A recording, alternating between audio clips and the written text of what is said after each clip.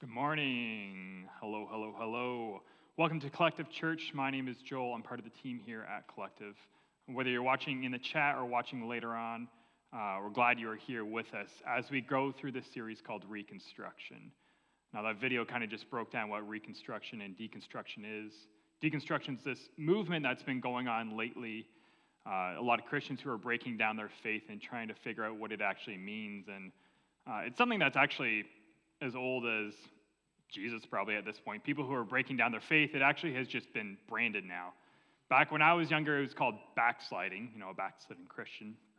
And now we just have better branding for it. And it's something that the reason we call this series Reconstruction, because actually deconstruction isn't a bad thing. It's just what is your purpose in deconstructing your faith? When there's a theology or something you're thinking of or about why do I believe a certain thing, it's not bad to tear it down and try and figure out why you believe what you believe, but it's the purpose of it. Are you doing it because you love Jesus, or are you doing it because you're being cynical and you're trying to find problems wrong with God? Are you doing it because you want to draw closer to God, or are you doing it to give yourself proof of not to be a Christian anymore? I thought a good analogy for this is kind of like Lego. I don't know if you enjoy Lego. Maybe you're like, yeah, I loved Lego as a kid. Well, I love Lego now. The best part about being a parent is having children and buying them Lego, because it's like, hey, kids, do you want to play with some Lego? And then I sit at the table and build their Lego sets for them. When my daughter Ev was, I think, 3 or 4, we bought her this big Lego set. It was like a 800-piece Lego Batman from the Lego Batman movie set. It was like for kids 9 to 14, and I bought this for my little 3-year-old. And bought it for Christmas just because I really just wanted to sit there and play with Lego Christmas morning. One of those people, it's not called Legos, because Lego is the brand. They're Lego bricks. They're not Legos. So if you call it like that, feel free to leave. I'm just kidding. But with Lego, when you buy something that's Lego, you buy a box, and this is what you can make with this thing, and it has instructions with it. And it says, this is what you're supposed to do. You follow step 1, step 2, step 3. You only open one bag at a time. You need to do things a certain way. Now, with Lego, a lot of people break down their Lego. It's not meant to just stay in one form that you buy it. It can take multiple forms. There's actually Lego movies. There's a Lego movie 1 is actually about this boy and his dad. And the boy takes all these things apart and rebuilds them. He takes like a fire truck and turns it into a dragon. And the dad gets mad. He's like, no, it's supposed to be a fire truck. It's supposed to only be in this form, to the point where he takes crazy glue and glues everything down. And it has to stay a certain way. And a lot of times we can grow, if you've grown up in the church, or if you've grown up in a church that has told you your faith needs to look a certain way, it's like you need to act like this. It's kind of like that Lego instruction book. You're supposed to take these steps in order to look like this in the end. You're supposed to do this, you're supposed to do that. These are your operations, these are the things you can do. But actually, it takes multiple forms. And a lot of people are like, I don't like my faith like that. I'm going to tear it down. You're going to deconstruct the same way you would with a Lego set. You're going to tear it down. And that's the thing about deconstruction. It's like, well, if you got Lego and you took it apart, were you just going to leave the bricks there, or are you going to build something else with it? It's called reconstruction. If you were just to deconstruct it, be like, I don't like the way that this fire truck looks, I'm going to tear it apart. Well, you're just going to leave it there? Because if you just leave it there, it's a waste. You're not doing anything with it. But that's a beautiful thing about reconstruction. It's like actually what it's meant to do. This fire truck, maybe I want to turn it into a dragon. Maybe I want it to turn into a police car. Maybe I want it to turn into a flying or whatever you want to do with it. Add some wings to it. You can do what you want with it because you're finding the true purpose of it. The true purpose of our faith is what we delve into God instead of just doing what we're told to do. We don't just look at the church and be like, well, this is the way legalistic people have always told me to do. I'm supposed to follow these certain rules, but we actually delve into God and we see, okay, what is God actually saying to me? What is God saying about my life? We go to the Creator instead of to His creation to find out what our purpose is in life. And that's what the thing is about Lego. We're supposed to do it to what you want, but we're finding out what the purpose is. It's going to take different forms. It's not going to look the same as someone else's. And we need to find out what God is actually saying to us. That's why we reconstruct our faith. Because we've probably grown up in a way, and we need to figure out what God is actually saying, not what people are saying. And that's why this part about the Sermon on the Mount is great, because for the whole Old Testament God is telling his people what to do. And then there's a big, long gap, 400 years of silence. And then Jesus comes. And I think that when Jesus speaks, the last thing he says before he dies and the first thing he says are really important. Because the last thing he says before he dies are like, hey, listen, I'm about to die. My time is running short. I need to get these things out. I need to tell you these teaching, these prophecies. They're important because he's like, I need to get them out of here. And I also think there's a lot of importance on the things he says first. Because it's like, man, we've been in heaven for 2,000 years, and we told you what murder was, and you guys have completely messed it up. We've told you what adultery is, and you guys think it's okay to look at a woman with lust in your eyes, but as long as I don't commit adultery, it's okay. And Jesus comes down in the Sermon on the Mount and reconstructs all these laws, all these teachings that the Israelites have had for years, but they misunderstood the purpose of them. Jesus came to show the real purpose of what these laws are, and that's what the Sermon on the Mount is all about. It's reconstructing their faith. Everything they knew for 2,000 years almost, he's reconstructing. He's rebuilding it. That's actually a beautiful thing because we're finding the purpose of the real intent of God, of our lives, of what his creation is.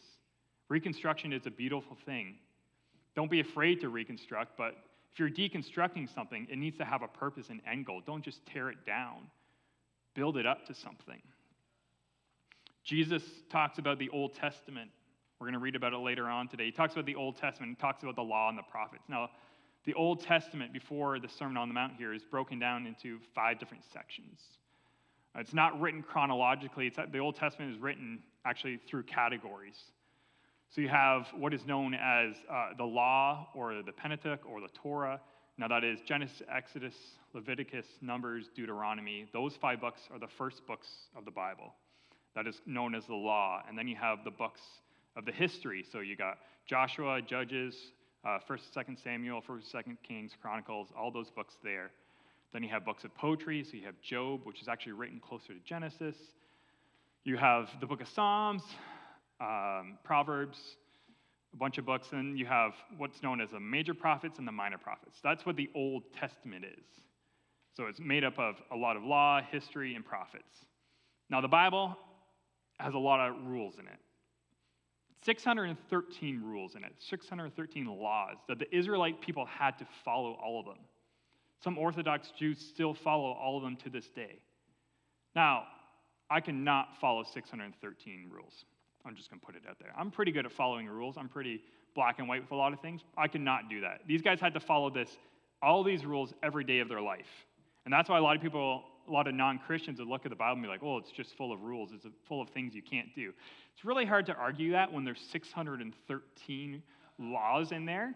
And actually, most of them come in they all come in the first 5 books of the Bible, and most of them come in the last 3.5 books of those 5. 613, that's about 72 pages typed out. But the purpose of these laws weren't to tell people what they can't do. It was actually to bring holiness to the Israelite people. It's to bring holiness between their relationship with God, that they would be holy enough to have a covenant with him, to have a relationship with God. There were things to keep them pure so that they could be in relation with him. There's actually a book I read. It's probably 10 years old now. I just reread it before this sermon. It's called The Year of Living Biblically. It's by a guy named A.J. Jacobs. Now, he is not a Christian, doesn't have any faith at all, and he was going to write this book because he had a son, and he's like, I need to figure out what I want to believe, what my faith is in life. So what he did is he went through the Bible and wrote down every rule. And he said, I'm going to live a year of my life following exactly what the Bible tells me to do, word for word. The first 9 months of the year, he did the Old Testament. The last 3 months, he followed the New Testament. Now, when I tell you, and this guy it's not like he lived in like the corners of like Alabama or Florida. Like he lived in Manhattan, like had no car, lived in an apartment, like very much part of society, very much in the middle of, urban behavior. So when he starts walking around with a giant beard and wearing all white clothes, he sticks out a little bit at Times Square. And there's some pretty weird rules. And reading this book is interesting as a Christian because I didn't even realize how odd some of these rules are. To give some examples, you aren't allowed to shave your beard or the corners of your head. So beard, big bushy beard, or in sideburns. So think Orthodox Jew. Some Amish people, actually, some of the stricter Amish sects still follow the Old Testament and the New Testament together. You can't mix your linens and your clothes, so you can't have like poly cotton blend shirts. They have to be separate. And there's actually Jewish teachers that will come in and inspect your closet to make sure that that's correct. Because there's like, it doesn't matter what the tags say. It actually matters, like a lot of suits are wool and cotton blend. You also can't mix your meat and your milk. Now you're like, yeah, who has a bowl of chopped up stew with some milk in there for breakfast? But what that actually is like cheeseburgers would be cheese cooked on, so some Orthodox Jews have not tasted the goodness of Five Guys yet. At the beginning of every month, you have to blow a horn, right? A ram's horn. Anyone own a ram's horn? Where's my evangelicals when I need them? You have to write the commandments on your doorposts, just like they would in Israel. You can't make an image of anything of heaven or earth. This is actually the second commandment where it says, you shall not have any other idols before me, or anything in the image of anything. You can't have anything in the image of heaven or on earth. So all your selfies, gone. Movies, TV, gone. All that is gone. You can't have the image of something, of a person, because you have something in the image on earth is a person, us, anything. Can't have that. Another one, the Sabbath. Now you're probably like, I've heard Jesus talk about the Sabbath before. It's no cooking, no working, no gardening, no washing, no combing, no ripping. And you're like, yeah, ripping, what would I do? Your toilet paper has to be pre-ripped. So you better hope your stomach acts up that day and the 8 pieces you ripped up are enough to make it through. No creating words, so no typing, no texting, no writing. They can't even play Scrabble because you're actually putting words together. And they talk about there's a loophole where you can play Scrabble Pro, which I guess is a game, and it has rigid edges, and you can put those together. They count because they're not actually words. The weirdest rule by far was around women's menstruation. Yeah, we're going there today. Not for long, don't worry. Don't tune me out yet. This will be a quick one. But it actually, there's a law in the Bible that says you can't touch a woman who is menstruating that month. That if you're married, if your wife is menstruating, you can't sleep in the same bed as her, you can't sit on the same seat as her, you can't touch her. So this guy is going into a store, this guy is following all these rules, and he is like going to a store getting change, and he's like, I don't know if this woman's menstruating. So he like asks her to put his change on the ground and just grabs it. And then his wife gets mad at him one day, because he's following all these dumb rules, and his wife's mad at him. So he comes home from work and is about to sit down on the couch, and his wife's like, you can't sit there. He's like, why? She's like, because I sat there. He's like, okay. So he gets up and goes over to another seat. She's like, you can't sit there either. And he's like, okay. He goes to the little chair in the corner. She's like, you can't sit there either. I've sat everywhere in this house. I've sat in every chair everywhere. So he just ends up on the floor. He can't sleep in the bed with her. You can't do anything. These are some of the rules in the Bible. Pretty crazy rules. They're odd, they're harsh, a little bit misogynistic. But the point of them was to bring holiness and purity to the Israelites. The point of them was to bring holiness so that they could have relationship with God. Now, maybe you're wondering, okay, well, what happened to these rules? Why don't we follow them today? I am not scholarly enough to talk to you about the in-depth. I just read a book by a guy who that's my study. There are like people who have studied Jewish law and all that stuff. They would be the better people to talk to you about it. But in Hebrews 9 and 10, it actually talks about Hebrews 9 talks about why the law exists, to bring purity to the Israelites so that they can have a relationship with God. Then Hebrews 10 goes into why Jesus has now made us pure of that whole. He's the one who now makes us pure. It's not about the law anymore. It's about us following Jesus, and now we are pure through him. That the law was there to bring purity to the people. They actually had to, every year, sacrifice a lamb or a goat or something. They had to bring a sacrifice every year for the forgiveness of their sins. And what happened when Jesus died is that he offered himself as a sacrifice for us so that we no longer have to follow these laws because he is good enough for us, that the forgiveness of our sins is accomplished through him. That we can be pure by Jesus, by the sacrifice of his blood over us. Now we are pure in the sight of God, that we can have relationship with God. Now Jesus died as a sacrifice. Now we can be made pure and holy. There's actually in the Old Testament, so you had to bring the sacrifice every year to the temple in Jerusalem. And this temple was a pretty big building, but in that building there was something called the Holy of Holies. I feel like I talked about this a couple months back. And there was a little curtain there. And only the most holiest of priests were able to go in there because that's where God's presence dwelt. And that's where they offered the sacrifice. So this priest would have to go in and bring your sacrifice in for you. You weren't even able to go there because you weren't holy enough. So the priest would bring your sacrifice in there behind this curtain in the temple. And they actually had to have a rope tied around their ankle and have bells on their ankles too. Because maybe if that priest wasn't holy enough, they would drop dead. And that's why they had to have a rope on them and bells, because if you didn't hear bells anymore, you'd have to pull them out with that rope. You couldn't go in and get them because maybe you weren't holy enough either. That's how intense this curtain was, the Holy of Holies was. But what happened is when Jesus died, there was an earthquake. The Bible talks about this. There's an earthquake, and the curtain in the temple was torn. And now God's presence dwelt outside of the temple. That we now had access to God's presence. It wasn't just the most holiest of priests who followed all the laws. It was anyone who believed in Jesus.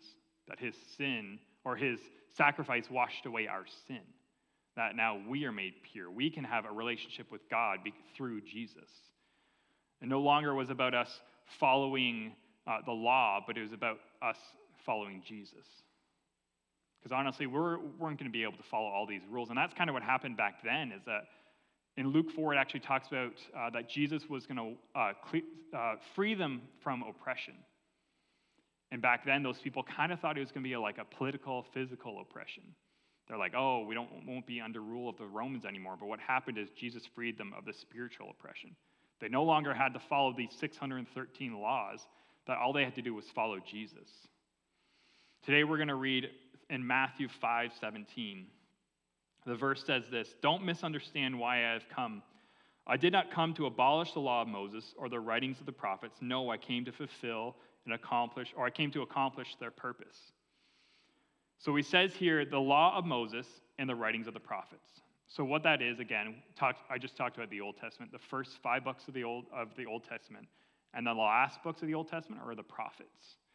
Now these were men of God who came up and they told the Israelites basically all the same message: get your lives right, get the sin out of your life, come back to God. That was the summary of every single one of their messages, was calling Israelites back to God, back to holiness.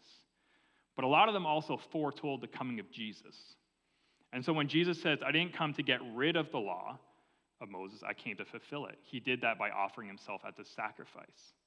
It's no longer like ruined, but he's fulfilled it. We no longer have to follow those laws because he's fulfilled it, but he's also fulfilled the prophecies. Now there was 300 messianic prophecies in the Bible, a lot, and Jesus fulfilled every single one of them. I'm not going to go through them all today because 300. I probably can only name 5 off the top of my head right now without any notes. But they actually said a mathematician broke down the odds of someone doing that. They broke down the odds of even someone fulfilling 8 of those prophecies. 8 out of the 300. Very small fraction there. And what he said is that for someone to fulfill even 8 of them, it's the same chance of blindfolding someone, setting them out or filling Ontario with 1.5 feet of nickels, blindfolding someone, setting them out and saying, you need to find me this one specific nickel. That is the odds of someone fulfilling 8 of them. Jesus fulfilled 300 of them. Pretty good. And that's what Jesus is saying, is that he fulfilled the prophets. He fulfilled so many prophecies because he was sent as the Son of God. It wasn't just some random guy. People have gone through and tried to prove, okay, well, so-and-so has fulfilled 7 of these prophecies. Someone has fulfilled, there's people who fulfilled some of them, but no one has fulfilled more than 8. No one's fulfilled more than 300. No human has done that. It's because Jesus was sent by God. He is the real Messiah. Jesus fulfilled the law and the prophecies, and that's something we need to remember because we get to see their fulfillment. It's not like, oh, those laws, they're stupid, let's forget about them. No, let's remember that we don't have to follow them because of Jesus' sacrifice. The oppression we would have to live in because we wouldn't have the Messiah would be huge. But we can also look at Jesus saying, well, he fulfilled everything that he was said to do. We're going to read now verse 18 and 19. It says, I tell you the truth, until heaven and earth disappear, not even the smallest detail of God's law will disappear until its purpose is achieved. So if you ignore the least commandment and teach others to do the same, you will be called the least in the kingdom of heaven. Okay. Now, that sounds like we still have to follow those laws, right? It's like, okay, don't ignore them. You still need to follow them. Well, this is in Matthew 5, way before Jesus died. And he says, when heaven and earth disappear, when they come together. Now, that's Jesus saying, when I die, we won't have to follow these laws anymore. Thank you, Jesus. Literally, thank you, Jesus, that we don't have to follow. Because I can't really grow a beard. So I would it'd be like I'm hanging out with all the bros and they all have thick beards. I'm like, struggling here. Thank you, Jesus, for all of those who can't grow beards. My beardless bros out there know what I mean. But yeah, some people are going to read this and say, okay, so we need to follow the laws. We need to follow what they're saying. And that's something you can even call as legalism. A lot of legalistic Christians are someone who's like, you need to follow this law. You need to do this certain thing. This actually happened in the book of Acts. When some of the first people were converted, non-Israelite people converted, they had to get circumcised. The apostles are like, okay, well, you're an uncircumcised person. It's time for you to get circumcised.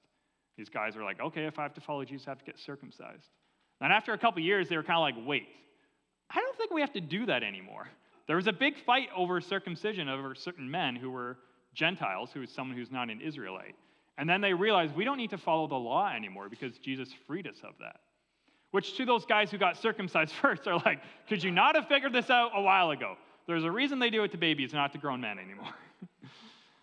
And so the whole thing is that it's all about bringing purity through the laws, and that's what they still thought they had to do. Well, we had to do this to remain pure, but we're purified not by our actions, but by Jesus. We're not pure by the things we do. We're pure through his grace. We can't achieve God's grace. We can't achieve holiness on our own. It's through God. It's not through our actions. It's through him. Like, if you think you can achieve holiness by just doing certain things, that's not right.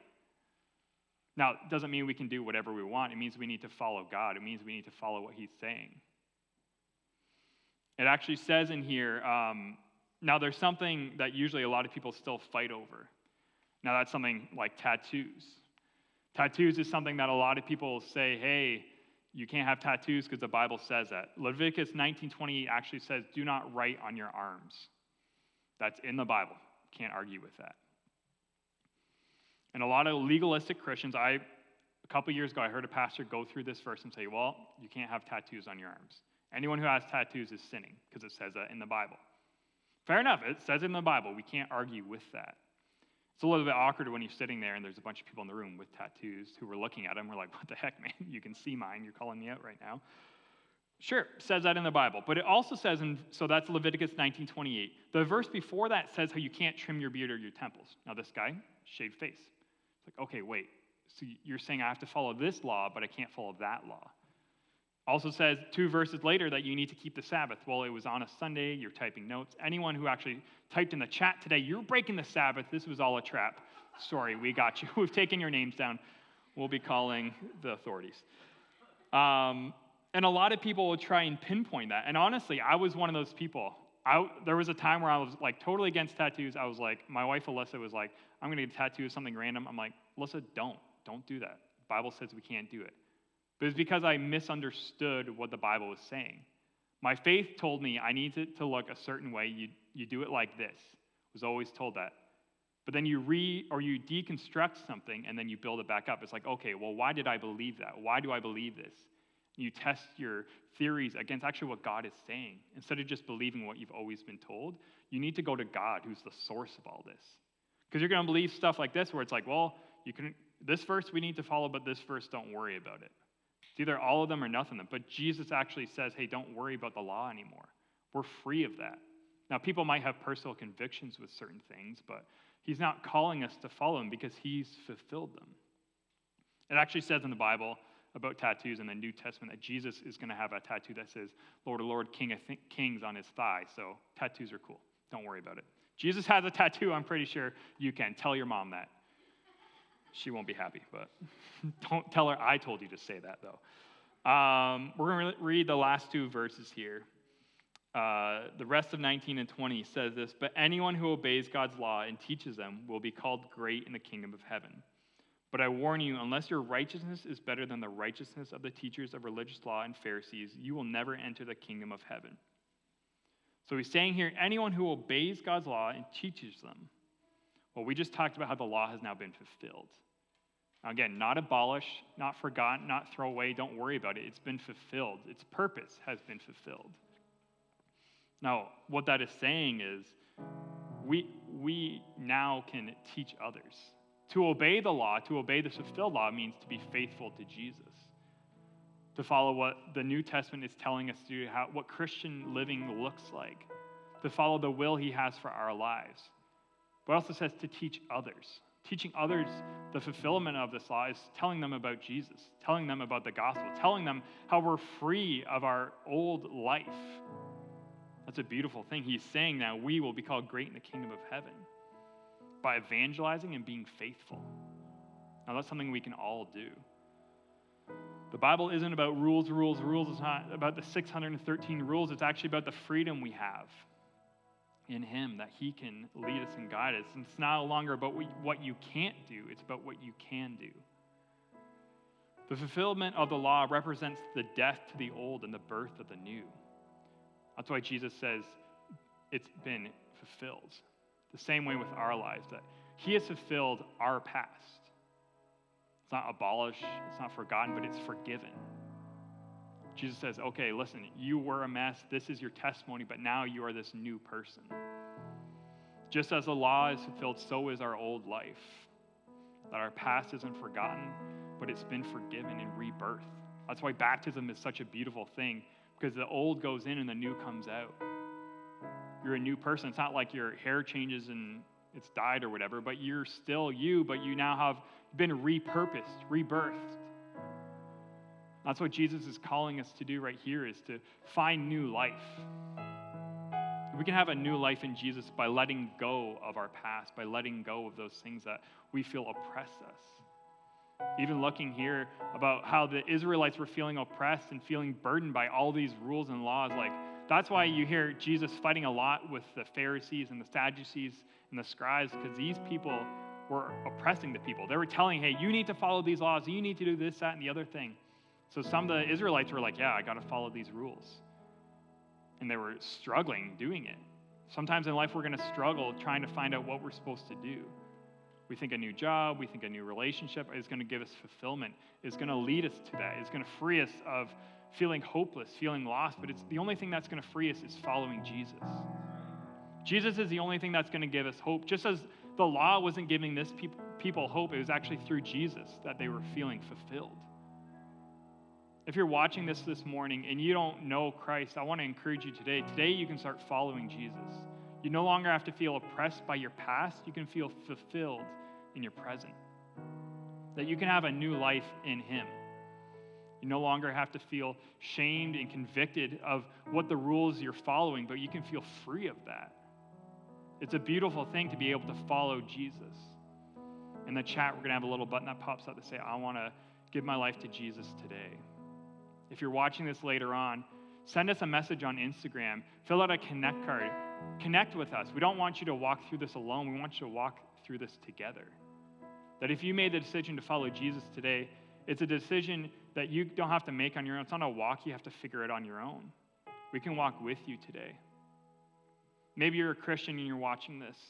I want to talk to you today about deconstruction, about tearing apart your faith, but reconstructing it to what God has called us to do. Maybe a lot of you are feeling like you were that legalistic person who's holding on to rules and rituals. And you look at others, hey, you need to look a certain way. You need to act a certain way. If you've grown up in the church, maybe you look at someone who's newly saved and is like, oh, you need to get your life right. Let's let other people get to God on their own instead of telling them, this is the instruction book, follow it. Because what that's going to lead is just to religion and legalism. What we need to do is walk alongside people. Walk with them through issues, not just tell them what to do. Maybe you're a Christian listening to this and you're still holding on to parts of your old life. Maybe you're like those apostles who are like, yeah, you still need to get circumcised, but you also need to follow Jesus. You're holding on to two things, but you need to let go of your past. Maybe there's sin in your life that you need to let go of. Things that you need to give up in order to follow Jesus more faithfully. I want to encourage you today. Today is a great step to do that. To let go of things that are burdening you, making you feel stressed. Just because you're a Christian doesn't mean you can't reorganize your faith, reconstruct your faith. This series, this message is actually for you. to determine things in your life that you're like, oh, this is what I've always believed, but reconstructing them to what God has actually called us to do, not just the things that we've always been told to do. If we want all of God, we need to stop holding on to our past, but move on to our purpose. That's what happened to the apostles. It's what we need to do today. We're going to go into worship. And it's a great time for us to reflect on our own lives about what God is saying to us, about how God is calling us to a new life, to new hope, new purpose in Him. So why don't you stand with me as we worship together?